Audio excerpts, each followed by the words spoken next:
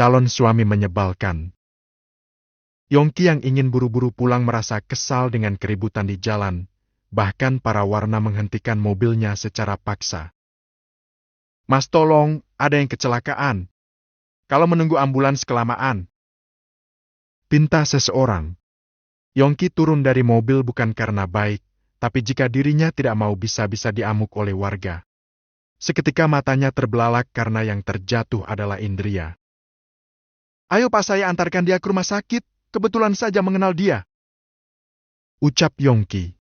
Dibantu orang, Yongki memasukkan Indria ke dalam mobilnya. "Mas, saya tidak bisa ikut karena ada urusan penting," ucap orang tadi. Yongki hanya mengangguk saja dan masuk ke dalam mobil. "Sialan, menyusahkan saja dia," gumam Yongki. Yongki segera melajukan mobilnya. Urusan motor Indria dia sama sekali tidak peduli biar nanti diurus oleh polisi. Sepanjang perjalanan Yongki terus mengeluh. Dia masih tidak terima dijodohkan dengan Indria yang dari penampilan saja sudah tidak cocok. Bisa-bisanya Abah menjodohkan aku dengan perempuan seperti ini. Dia memakai..."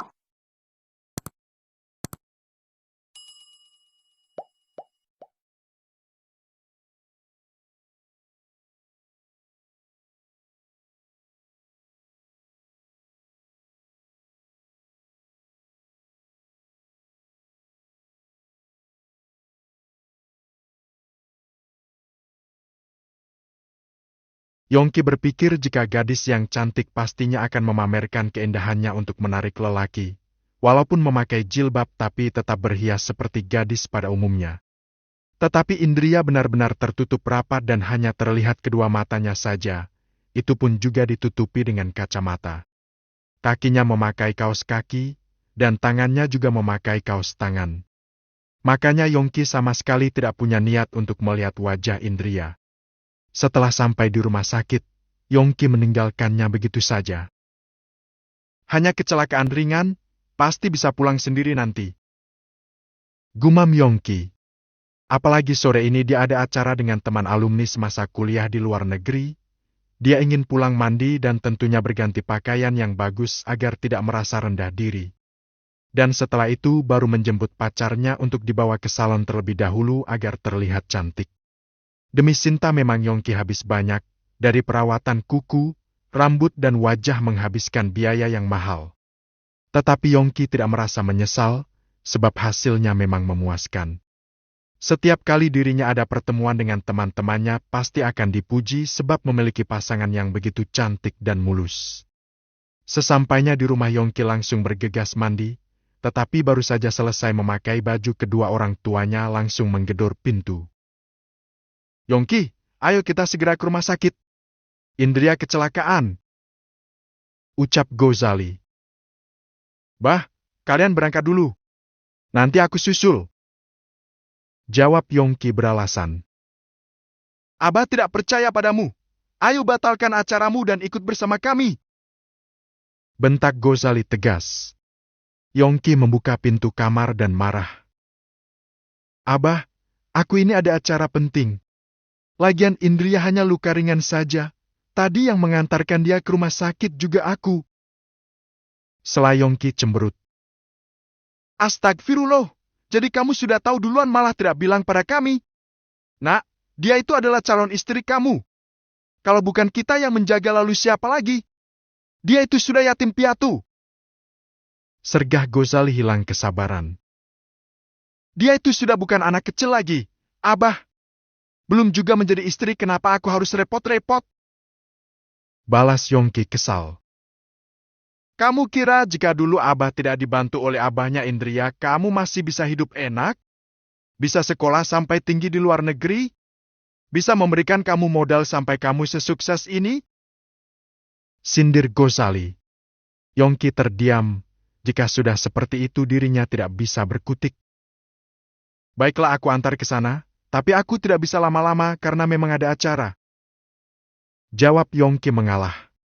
Yongki tahu jika setelah menikah kedua orang tuanya akan selalu berada dalam pihak Indria. Makanya nanti dia ingin tinggal mandiri saja. Jika hanya berdua dengan Indria dia bisa bebas membawa Sinta pulang. Toh Indria juga tidak keberatan dirinya yang memiliki kekasih lain. Indria, jika kamu masih kekeh menikah denganku, kira-kira kamu sanggup bertahan berapa lama? Gumam Yongki menyeringai. Yongki marah sekali. Tadi pagi dia sudah ke rumah sakit bersama kedua orang tuanya dan siang ini dipaksa lagi hanya sekedar untuk mengantarkan buah-buahan. Padahal dia ingin sekali makan siang bersama kekasihnya. Tetapi walau hati ngedumel dia tidak berani melawan perintah kedua orang tua. Sesampainya di rumah sakit, Yongki langsung saja masuk tanpa mengucapkan salam. Dan kebetulan di sana sudah ada Firman dan Zahra. Mas Yongki, ada apa? Tanya Indria heran. Ini aku disuruh Miku membawakan buah? Jawab Yongki. Yongki menatap ke arah Firman, seolah tidak suka karena beberapa. Kak Indria, Om ini siapa? Tanya Zahra penasaran. Dia. Indria bingung mau menjawab apa, tapi berkata bohong juga tidak baik untuk Zahra. Dia adalah calon suami Kak Indria, sayang. Sela Firman. Wah, calon suami Kak Indria ganteng, tapi masih ganteng papa. Puji Zahra. Indria tertawa, seolah membenarkan ucapan Zahra. Sedangkan Yongki merasa kesal dan tidak terima dengan ucapan anak kecil. Indria, motor kamu masih berada di bengkel? Dan maaf soal kecelakaan itu. Firman tampak ragu, menatap ke Zahra dengan pandangan kasihan dan tidak enak. Ada apa, Pak Firman? Tanya Indria penasaran. Aku sempat melihat hasil rekaman CCTV, dan aku masih sekilas bisa melihat jika yang menabrak kamu adalah selingkuhan Vida. Jawab Firman apa adanya. Astagfirullah, memangnya kenapa kok jahat padaku? Pekik Indria.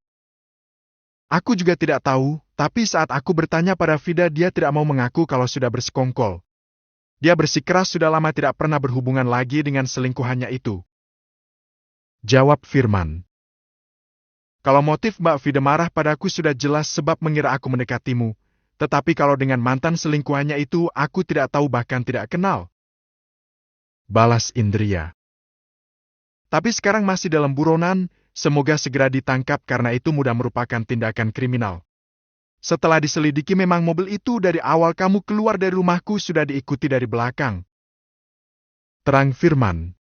Yongki bosan juga mendengar pembicaraan yang sama sekali bukan urusannya. Indria, aku pulang dulu. Pamit Yongki cuek. Iya. Jawab Indria tidak heran lagi dengan sikap Yongki yang sama sekali tidak memiliki keramah tamahan. Yongki segera pergi dan menuju ke salah satu restoran tempat dia janjian bersama Sinta. Tetapi kali ini kekasihnya itu tampak begitu ketakutan dan cemas. Sinta, kenapa kamu gelisah? Tanya Yongki. Tolong aku, Yongki. Aku tidak mau dipenjara.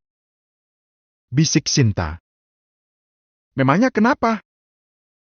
Tanya Yongki kaget. HST, jangan keras-keras.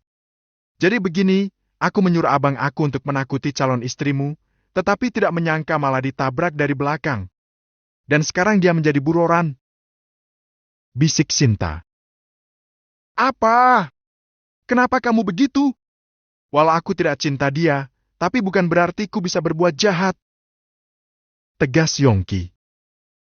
Sumpah, aku tidak ingin menyakiti Indria. Hanya menakuti saja agar tidak mau menikah denganmu.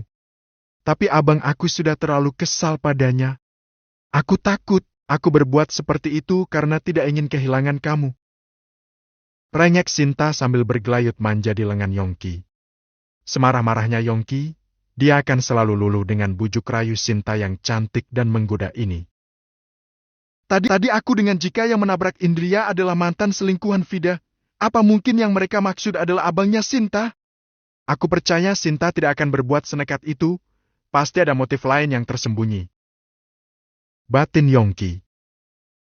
Terus sekarang abang kamu di mana? Tanya Yongki. Dia keluar kota karena tidak bisa kerja untuk sementara jadi minta uang padamu.